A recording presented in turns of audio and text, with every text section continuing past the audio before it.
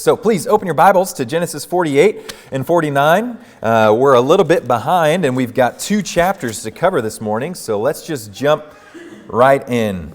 Genesis 6 p.m. Thank you for clarifying. Yeah. 6 p.m. Yeah, working guys, 6 a.m. would not work super well for you guys. So 6 p.m. here at the church tomorrow, working singles. Okay? If you're married, you're not welcome. All right. What? What'd you say? Except Keenan. He's exception. There's an exception for Keenan. Genesis 48, and like I said, we're going to try to cover 2 chapters here. And this is just, I think, a fascinating section. Jacob is dying. We're seeing kind of his final words. We're seeing this incredibly wise, godly man that's lived a long, full life. And we're seeing what is on his mind at the end of his life. What is he doing? And it's all about him transferring the blessing that God has blessed him with to his offspring. And so he first blesses Manasseh and Ephraim in chapter 48. Those are Joseph's children. And then he turns and he blesses all of his children, and then he dies. So let's pray and ask the Lord to bless our time. We'll read chapter 48, and then we'll go on to chapter 49.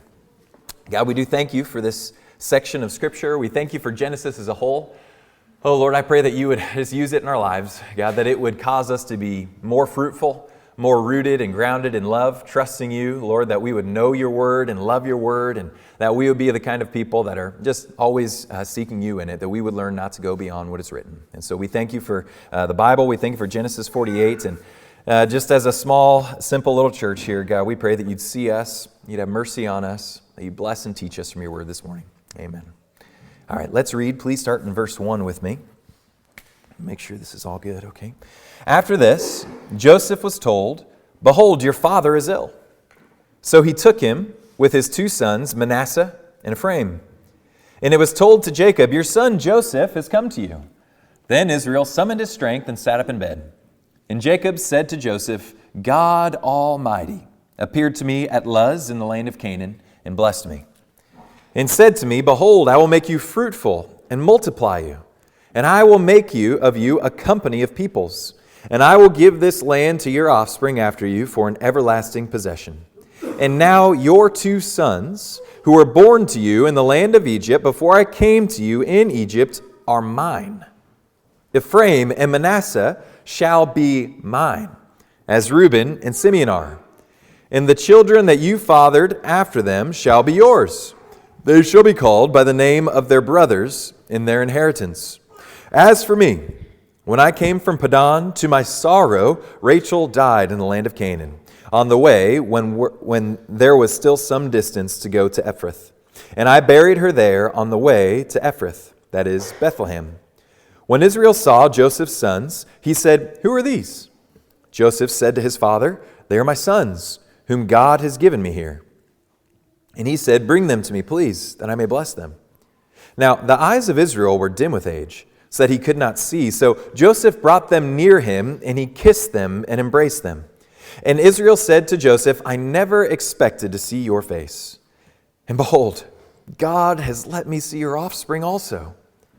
Then Joseph removed them from his knees, and he bowed himself with his face to the earth. And Joseph took them both, Ephraim in his right hand towards Israel's left hand, and Manasseh in his left hand towards him. And Israel stretched out his right hand and laid it on the head of Ephraim, who was the younger, and his left hand on the head of Manasseh, crossing his hands, for Manasseh was the firstborn.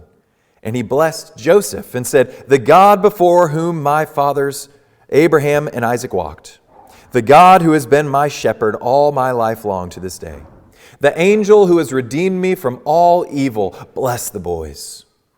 And in them let my name be carried on, and the name of my fathers, Abraham and Isaac, and let them grow into a multitude in the midst of the earth." When Joseph saw that his father laid his right hand on the head of Ephraim, it displeased him. And he took his father's hand to move it from Ephraim's head to Manasseh's head. And Joseph said to his father, "Not this way, my father. Since this one is the firstborn, put your right hand on his head." But his father refused and said, "I know, my son. I know. He also shall become a people, and he also shall be great. Nevertheless, his younger brother shall be greater than he, and his offspring shall become a multitude of nations. So he blessed them that day, saying, by you Israel will pronounce blessings, saying, God make you as Ephraim and as Manasseh. Thus he put Ephraim before Manasseh. Then Israel said to Joseph, behold, I am about to die, but God will be with you and will bring you again to the land of your fathers. Moreover, I have given to you, rather than to your brothers, one mountain slope that I took from the hand of the Amorites with my sword and with my bow.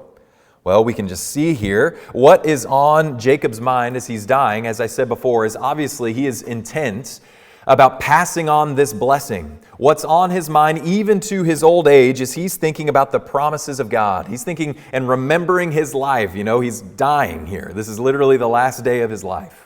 And he's looking back at how God's blessed him and cared for him and shepherded him. And he's remembering that God promised him in this land that he's going to give him the land of Canaan that he's nowhere near.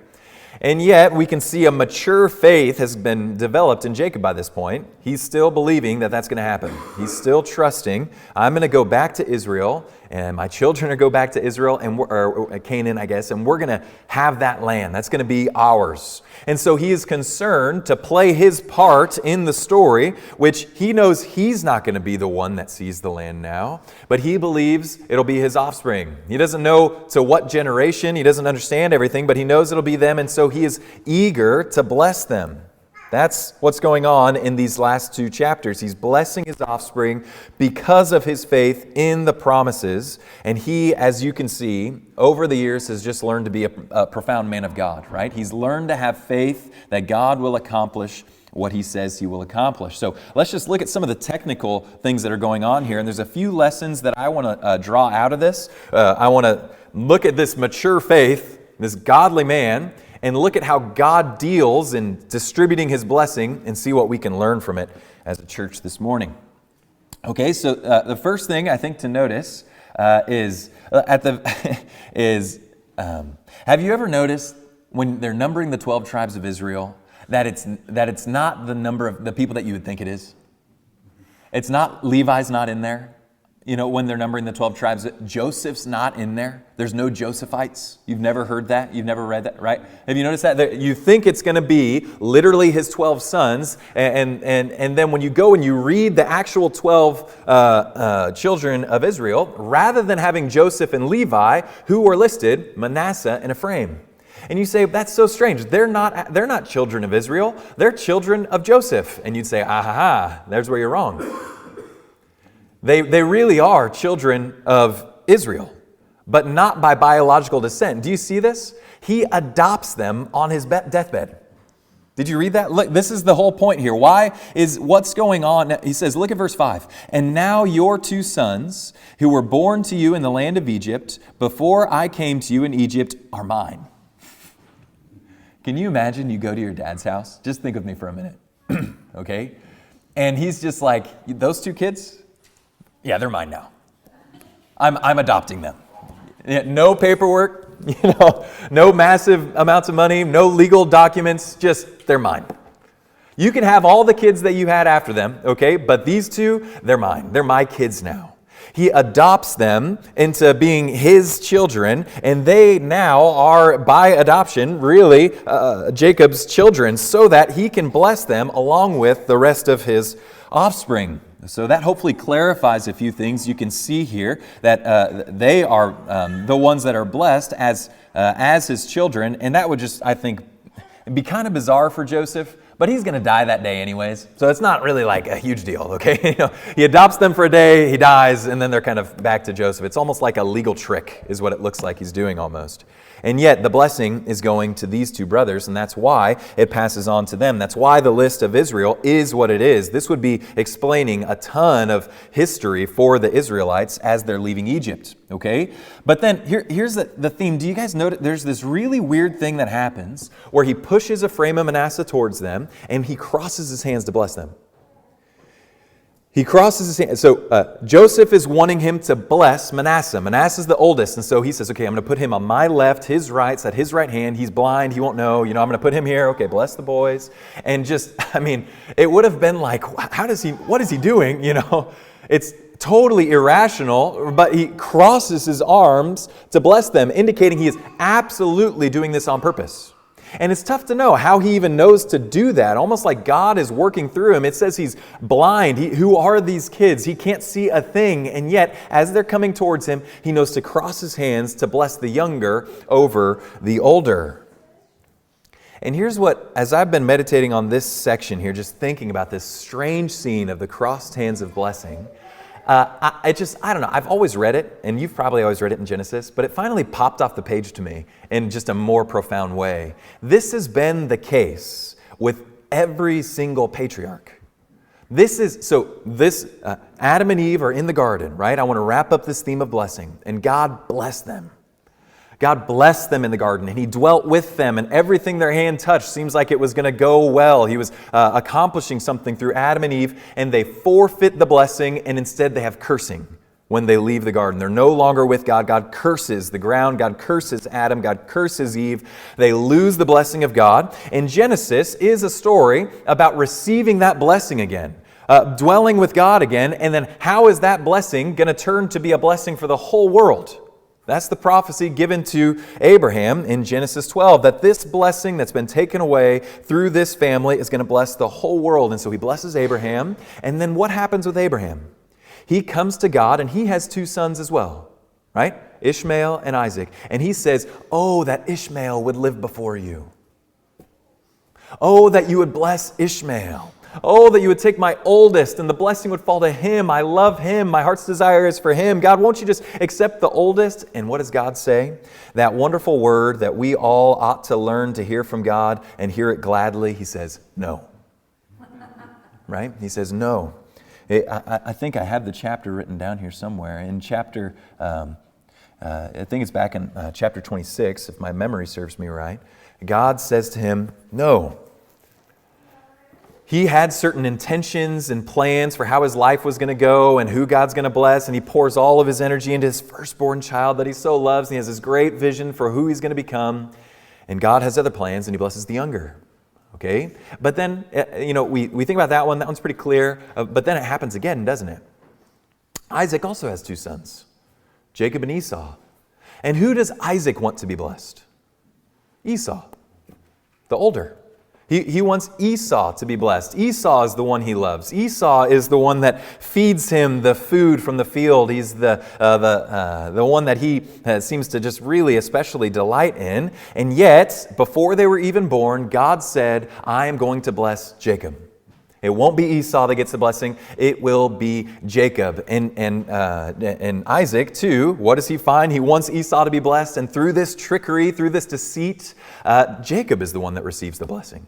The younger over the older. It's once again, it's this flipping of what you expect to happen of the natural. And now here it comes again. All three patriarchs, this happens for them, right? Jacob now is his turn to pass on the blessing. And he's got Ephraim and Manasseh coming towards them. And you're expecting him to bless the older and to also bless the younger, but more so the older. And then what happens? He flips his hands.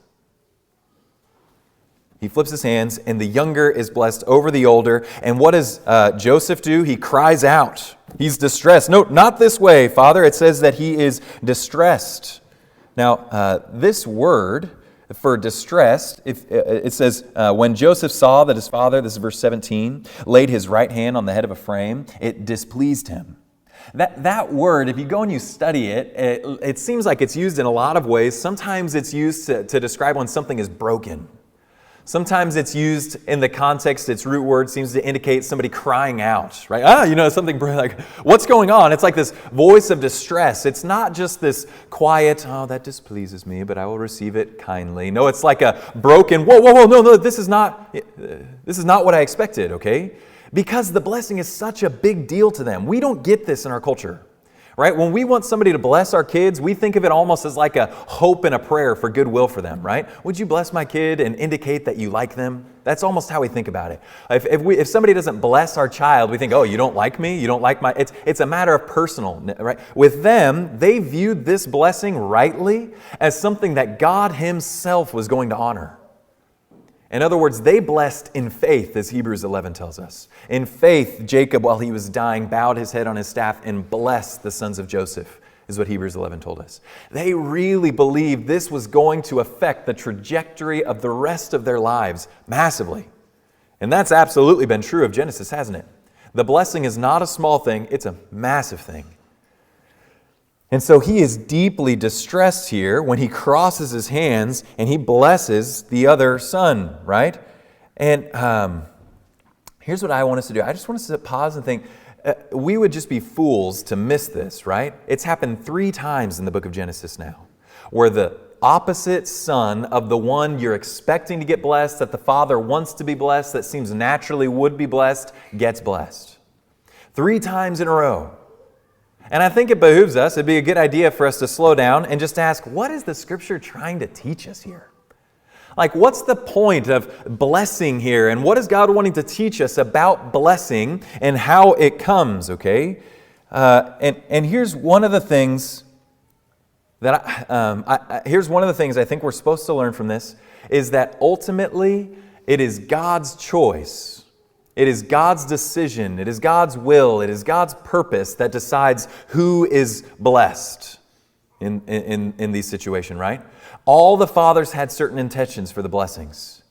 They all had certain desires for who was going to be blessed and what their life was going to look like, right? The ways, what does Proverbs 16 say? It says, the plans of the heart belong to man. They all had certain plans, right? But the answer of the tongue is from the Lord. Or a few verses later, the heart of man plans his way, but the Lord establishes his steps. Right? Ultimately, where the blessing falls is finally dependent on God. This is what Romans 9 is so keen to teach us, right? That there were 2. And it says, and not only so, but also when Rebekah had conceived children by one man, our forefather Isaac, though they were not yet born and had done nothing either good or bad, in order that God's purpose of election or choice might continue, not because of works, but because of him who calls, she was told, the older will serve the younger, or the younger will be blessed above the older. That's the idea here, right?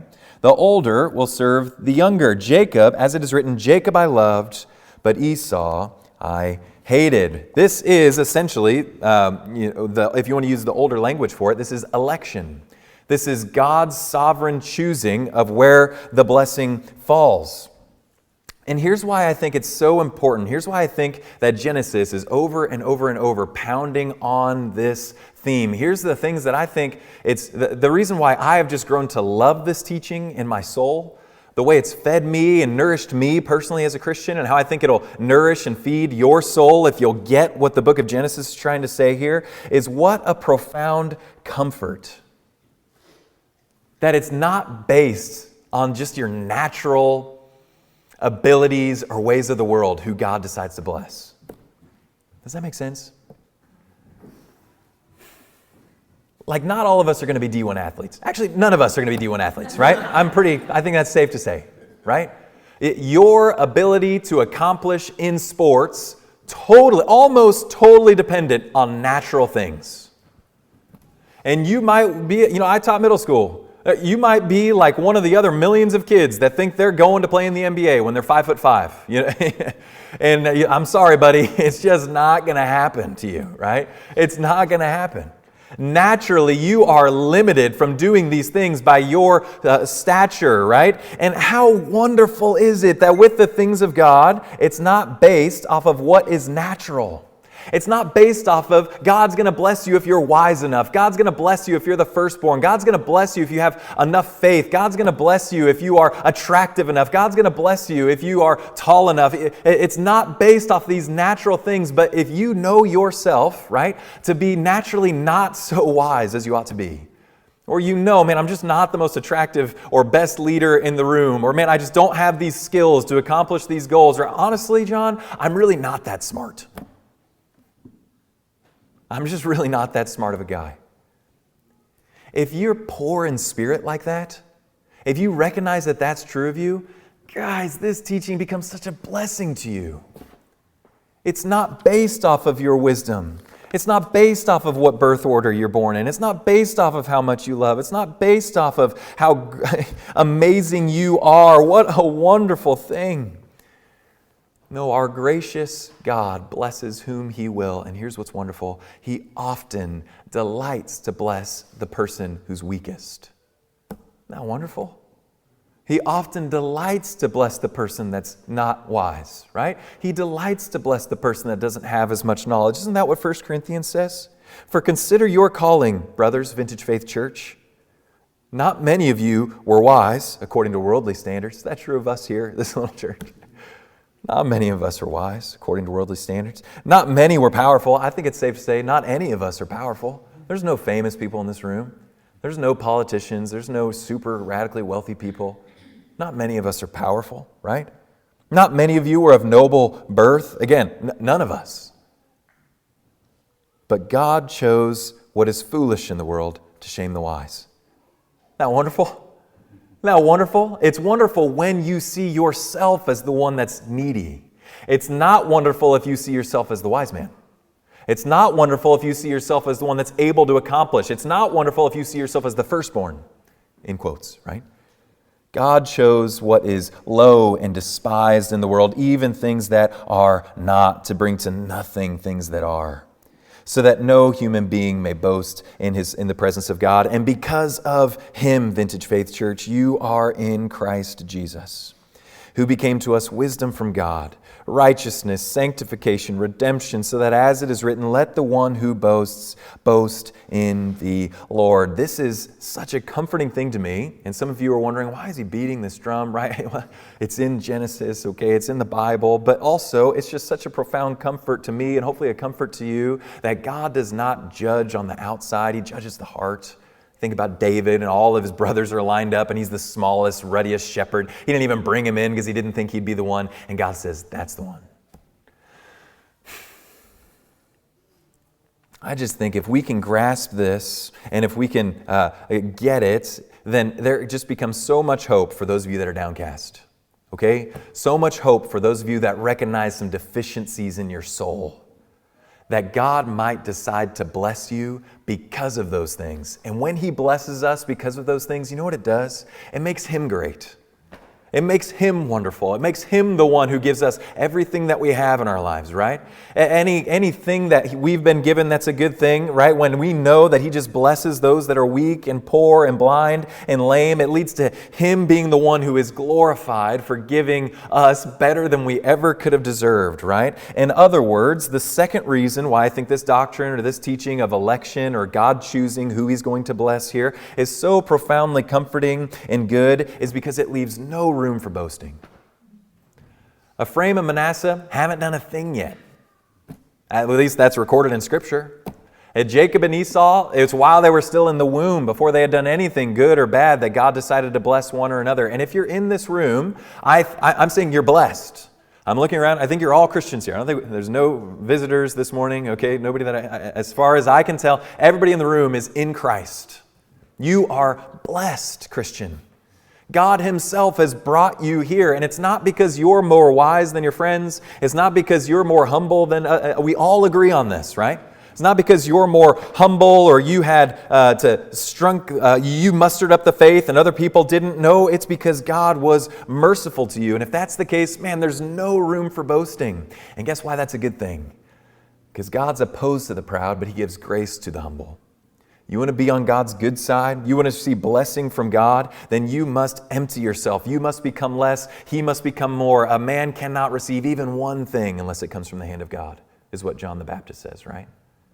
And when we get that, it humbles us down to the ground. It grinds up our pride in a blessed way, but it's not an easy thing to receive. It's not an easy teaching, just like Joseph here. No, not that. I've got plans. I want this to go this way. This is how I want things to go, right? It seems like every Christian I've talked to, when we get to this topic, it seems like they hit a wall. Every Christian I talk to, they hit a wall. When they hit a wall. Whoa. God chooses. God blesses whom He'll bless. Whoa. And I just wonder, I don't know. I wonder, okay, I'm speculating a little bit here.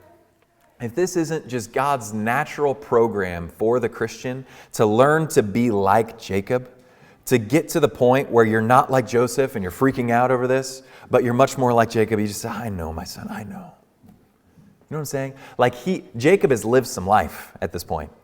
He's seen some horrible things, right? He's seen ways that he thought his life was going to go one way and it ended up going some way radically different, okay? He thought God was going to bless these plans and then he's running for his life from his brother, okay? He thought God was blessing him in the land of Laban and then he's running for his life from Laban. He thinks God's going to bless him in the land of Canaan and then his brother's coming back to kill him and he's terrified. And then God blesses it all and shows up at that river and makes him a new man and gives him a new name and delivers him from Esau, right? And he's just seen time and time and time again that God is faithful. Does that make sense? He's lived some life. He's a mature believer. He's like 150 years old, right?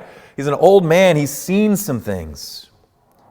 And it seems like it's gotten him to this point where when God doesn't act the way that Joseph is expecting, he's able to say, I know, my son. I know. Do you see that? He's not freaking out about this. He's not panicking that God isn't blessing what he wanted him to bless. He's not panicking. Why? I think because deep down in his bones, he has learned to trust that God is good. That he can trust God to choose to bless whom he'll bless because at the very core, at the very bottom, God is faithful. God is good. We don't have to worry and panic that our plans are not his plans and things aren't going to go well. That he is going to work things out better than you can even imagine. And so you can trust him. You can let go, right? What does he say? Look at the verse 15, and we can just get a sense of his mature faith here being expressed in thankfulness and trust of God.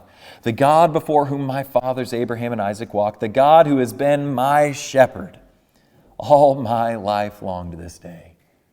He's thinking back over his life. He's thinking about trials he's been through, hardships, things that he thought were going to tank him, the ways he thought his whole family was going to die. And he says, God was there in the midst of all of it. God loves me. God is good. God is for me. God has blessed me. I can trust him. Right? The angel who has redeemed me from all evil, bless the boys. He has gotten to this point where he just trusts God's goodness so much that I want you to juxtapose Jacob versus Joseph here. He doesn't cry out. He's not broken by this thing not being blessed that he wanted to be blessed, but instead he just says knowingly, I know, my son. I know. I think that's the second, or another marker. I forget how many points I'm on. That's another marker of his mature faith, right?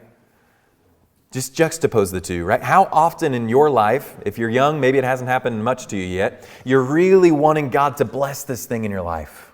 This relationship or this job or this, I don't know, whatever it is, this house that you're buying, I don't know, whatever it is. You've got this thing or this ministry you're trying to accomplish, right? This thing you're trying to do and you're saying, God, bless this. And you put it before him and you put it at his right hand. And maybe you've got these other things that you're not putting as much time and energy to. Okay, I'll put this on the left hand. And God gives you the crossed hands. You know what I'm saying? Does that make sense? How often in your life, I really want God to bless this thing. And he says that word that, again, we all need to learn, no. A mature Christian, it seems like, doesn't cry out in distress and panic and freak out and broken and devastated when things don't go the way that they're supposed to go or the way they think they're supposed to go, but is much more like Joseph, who has learned to trust God, and he just humbly says, I know, my son. I know this is so hard. I know. I know you thought your life was going to go this way. I know you expected your marriage to turn out this way. I know you thought that your church was going to go this way. Or I know you thought that your family was going to look just like this. And it looks like everything's falling apart and God's not blessing it. I know. Are you tracking with what's going on here? Do you see his just spirit? It's unshakable. Because he has so learned to trust God. He has so learned to be at peace and just believe that he's good and that he's blessed him and he's for him and he'll redeem him from all evil, that he's not panicking. He's not running around like a chicken with his head cut off, right? This is what mature faith looks like. And just to the young people, especially in the room, right? I've been watching you guys for years, okay? I've been watching you go through Campus Fellowship. I'm just so proud of you guys. You've been growing and seeking God and reading and maturing, right? And I've just seen you guys take some on the chin. Take some on the, yeah, you know what I'm saying? And a lot of times you guys are just devastated. And I wish that I could just, oftentimes, I wish I could just take you or comfort you or drive this truth into your thick skull that you'd finally get this, you know what I'm saying? And oftentimes I can't, and you got young guys, you're just sitting there in your pain. God hasn't blessed you the way you wanted to bless you, and all you can do is just come alongside and say, I know it doesn't make sense. I know this is painful. I know we don't get it. I know, but He's good. And I'm just hopeful, I'm prayerful that we as a church, we would grow and increase, that more and more and more of us would have that stable, steadfast, trusting in God in all circumstances, so that when other people, their lives are falling apart, we have many people that can come alongside one another as members of the church. And this is also what a mature faith looks like, not rail at them for their little faith. Not get angry. That's not what Joseph does. Not smack him around. How could you not trust me? I'm the one that's doing this, right? But say, no, man, I've been there. I've been there when it feels like everything's falling apart and you don't know how life's going to go and it doesn't look like God's blessing what you want Him to bless. He's not choosing to bless you in the way you want Him to do it, right? I've been there. I know how terrifying that is, but He's good and you're going to get through this. I know what it's like. Does that make sense? Man, that is what I'm hopeful that the Lord will do in this section. And I think we can just see this profound faith of Joseph in all of this, that he's a man that trusts the plan of God. He's thankful for all God's done in his life. He's able to sit beside people when things don't seem to go the way they want to. He's able to comfort them in their distress. And he just profoundly trusts the grace of God when He comes to us with arms crossed. May we become people that are also like that. God's blessing comes primarily by His sovereign decision. We can make plans, and we should. We can try to organize our lives, and we should. We can wear our seatbelt, and we should, okay?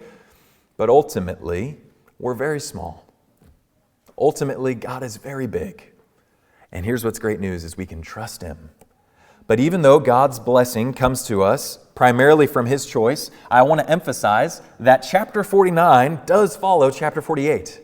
Look at me at chapter 49, and what's accented here is while all of the brothers are in the blessing, okay? There's a deviation here from the pattern. Before, one brother received the blessing, and one brother received a different blessing, okay? But not the blessing of the promised land, not the blessing to be with God and to be God's people, right? The Ishmaelites never became the people of God. That was only the Israelites, okay? But here, something changes, and it's not only Ephraim that receives blessing to the exclusion of all the other brothers, okay? Or they receive a different blessing. Everybody's incorporated in the blessing now. All of his 14 kids, okay, that he blesses here are included in the blessing. And here's what I want you to see. Even though that is sovereignly given, they don't decide on if they're a part of the blessing or not. Their actions radically matter within the blessing. They're in the blessing, right? God's given it to them. And what you're going to see in chapter 49 is how they've lived their lives and decisions that they've made are going to radically shape what their futures look like within the promised land, right? So the equivalent of this would be, you're all going to heaven. You're in Christ Jesus. He has bought you with His precious blood. He's paid for all of your sins. You are blessed, not because of any work that you've done, but because of His blessing you. You are in the covenant. You are going to heaven. And yet, the way you live your life, Christian, within your Christianity, matters massively. It massively affects your life. It massively will affect your descendants, right? Read with me. This is what 49 is saying. Then Jacob called his sons and said, "Gather yourselves together, that I may tell you what shall happen to you in the days to come." So this is right after. No time has passed, okay? He's still just blessed Ephraim and Manasseh, and now he's turning to bless everybody else. He gathers them up, and he says, "Assemble and listen, O sons of Jacob. Listen to Israel your father." And remember, these are all blessings. They don't always sound like blessings, okay? But they are blessings because they're all going to inherit the promised land. But they're almost more prophecies. Are almost more pronouncements of what's going to happen here. Reuben, you are my firstborn. My might, the first fruits of my strength, preeminent in dignity, preeminent in power. Everything a firstborn is supposed to be. He's supposed to receive the lion's share of the blessing. It looks like everything's going well for him, right? He's supposed to be the one that inherits the best part of the land. He's supposed to be the one that leads well and sets an example for all his siblings. Any firstborns in the room? You feel that? Okay. And then what do we see? Unstable as water. You shall not have preeminence. He's supposed to, but he shall not. Why? Because you went up to your father's bed, and then you defiled it. He went up to my couch. So there's this scene earlier in Genesis 35, I believe it is, when we see that, I might be wrong about Genesis 35 here, but Reuben goes up and he sleeps with Jacob's slave woman. Okay, I think it's Bilhah. I'm sorry, I should have written that down. I'll do that for second service. He goes in, and there's more going on here in the story than simply lust. If you remember right, when David's son was trying to take the throne from him, what did he do? He went and slept with all his concubines on the roof. In other words, he's displaying, I'm taking my father's place. I'm the man of the house now, right? I take what I want. I am what I take everything that was his is mine now, down to the most intimate things like his wives. And when he was taking this woman for himself, when it wasn't hers, there's more happening than simple lust. It's probable, it's likely, I'm not saying for sure, but it's likely that what he was seeking to do was usurp his father's authority even in that. He was trying to grab at this firstborn blessing that was his and take it and show the whole world, look, I'm the man of the house now. I'm on his bed with his wife.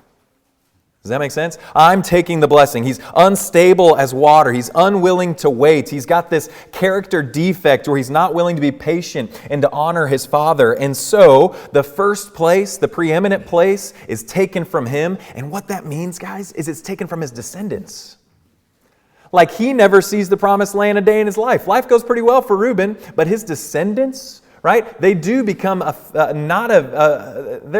not a great tribe in Israel. There's not a ton of history about them, right? There's not a ton of great publicity going on. This is, it says, the sons of Reuben, the firstborn of Israel. He was the firstborn, but when he defiled his father's marriage bed, his rights as firstborn were given to the sons of Joseph, son of Israel, so he could not be listed in the genealogical record in accordance with his birthright. And though Judah was the strongest of his brothers, and a ruler came from him, the rights of the firstborn belonged to Joseph. Okay, that's the Bible. Okay, sorry, I didn't tell you the quote. So you've got Reuben, who's supposed to receive the birthright of a firstborn, and he loses it because of his sin, and it goes instead to Ephraim and Manasseh. It goes instead to Joseph. Do you see that? His decisions within the covenant people of God, within the blessing, massively important. And then it happens again. Look at verse 5. Simeon and Levi are brothers. Weapons of violence are their swords. Let my soul come not into their counsel. O my glory, be not joined to their company, for in their anger they killed men. In their willfulness they hamstrung oxen. Cursed be their anger, for it is fierce, and their wrath, for it is cruel. I will divide them in Jacob and scatter them in Israel. So if you remember whenever the defilement of Dinah happened and they went and they had said, if you circumcise, we'll marry you, right? And then in their pain, they went and killed the whole city. Hamstrung the oxen that they couldn't bring back. They just wanted to destroy everything. Their wrath was boiling over the top. What those guys did was wrong. They raped their sister. That was wrong. But raping your sister does not mean you destroy and murder all the men, women, and children of a town. Right? That's just not equal weights and measures of justice there. Their wrath boiled over, and what do we see? They are cursed for it. And again, the way they live their lives does affect downstream things that happen to them, especially for Simeon. Simeon becomes this tribe that's really small in the midst of Judah. It's one of the smallest of the tribes, right? And Levi is scattered throughout. He has no land, but it turns to be a flip that God turns the curse into a blessing. He receives his portion is the people of God, right? And what we're seeing is God is explaining how everything shakes out for Israel in the promised land here. I'm not going to read all of them for you because let's read a few more though. Judah is commended. Judah later on in Genesis is doing good things. He's the one that offers himself for Benjamin, right? He's the one that leads his father on. He is given a preeminent place, and listen to his blessing. Judah, your brother shall praise you. Your brothers shall praise you. Your hand shall be on the neck of your enemies. The father's son shall bow down before you. Judah is a lion's cub. From the prey, my son, you have gone up. He stooped down, he crouched as a lion, and as a lioness who dares to rouse him. The scepter shall not depart from Judah, perhaps a reference to the Messiah, certainly a reference to David and his lineage, nor the ruler's staff from between his feet until tribute comes to him. And to him shall be the obedience of the peoples, binding his foal to the vine, his donkey's colt to the choice vine. This is meant to signify abundance, right? He has washed his garments in wine and his vesture in the blood of grapes. His eyes are darker than wine, his teeth whiter than milk. Zebulun really does become a nation that's on the port city, right? Issachar, Dan, Asher, Naphtali, all of these things that he's referencing, they somewhat come true in the land. They're more prophecies. He's explaining how everything shakes out. And then Joseph receives the highest blessing. Joseph is a fruitful bow by a spring. His branches run over the wall. The archers bitterly attacked him, shot at him, and harassed him severely. I think talking about his brothers there. Yet his bow remained unmoved. His arms were made agile by the hands of the mighty one of Jacob, that's God. From there is the shepherd. I think he means from God, there is the shepherd, the stone of Israel. I think that's talking about Christ. By the God of your father who will help you, by the Almighty who will bless you with blessings of heaven above, blessing of the deep that crouches beneath, blessing of the breast and of the womb, the blessing of your father are mighty beyond the blessings of my parents, up to the bounties of the everlasting hills. May they be on the head of Joseph and on the brow of him who is set apart from his brothers. And this comes true. And Judah becomes the southern kingdom. They're the most blessed of the southern kingdom. That's why we call Jews from Judah, right? And then what's the northern kingdom often called? It can either be called Israel or it can be called Ephraim. Ephraim becomes the name for the entire northern kingdom. He is blessed above his brothers. Ephraim is the descendant of Joseph, right? You see, Judah and Joseph, for their righteousness, it seems like, are blessed within the blessing. They are elevated above all these things. And here's the whole point, right? We've got this last little bit about Benjamin as a ravening wolf, the morning devouring the prey, at evening dividing the spoil. We don't know a ton about Benjamin's life up to this point, but it seems like he's a footnote, so to speak, compared to Joseph and Judah, right? And here's what we can see, and here's just what I want to press into you. You are sovereignly blessed by God. And at the same time, do not neglect to do good. Do not neglect to seek your Father's blessing. Do not neglect to be the kind of man or woman that is looking for the blessing of God actively in his life, right? God is pleased to bless you and your descendants after you and after you. Or, and this is just a warning to fathers that has also been throughout Genesis, guys, if we fail to rid ourselves of sin, we can expect to see it replayed in our children's life, right? We can expect to see our sin, our failings, our mistakes, the things that we're entrapped by. We can expect to see our children to be entrapped by those things as well, unless God breaks that curse, right? And we see that here. It's the descendants of Reuben that are cursed, right? It's the descendants of Simeon that are cursed. Why? Because of their father's sin, in a sense, right? They are their father's children. I think that's what this theme of blessing is, and it's all wrapped up by faith. Let's read the last little section of 49 here so that we can close with 50 next Sunday. All these are the 12 tribes of Israel. This is what their father said to them as he blessed them. Notice it is a blessing, even if it doesn't sound like it. Blessing each with the blessing suitable to him. Then he commanded them and said to them, I am to be gathered to my people. Bury me with my fathers in the cave that is in the field of Ephron the Hittite. He has never forgotten the promises of God. He has never forgotten where his home is, even though he's in Egypt. He is a man of profound faith. In the cave that is in the field of Machpelah, to the east of Mamre, in the land of Canaan, which Abraham bought with the field from Ephron the Hittite to possess as a burying place. There they buried Abraham and Sarah his wife. There they buried Isaac and Rebekah his wife. And there I buried Leah. The field and the cave that is in it were bought from the Hittites. When Jacob finished commanding his sons, he drew up his feet into the bed and breathed his last and was gathered to his people. So let's just wrap this up. What can we see? This profound man of God, incredibly wise, dying, concerned to see the promise passed on to his offspring, believing that God will do it in faith. Believing God will do it in faith. Looking back in profound thankfulness for all God has done with faith to the promises in the future, setting up his children to receive and inherit those according to each one's works.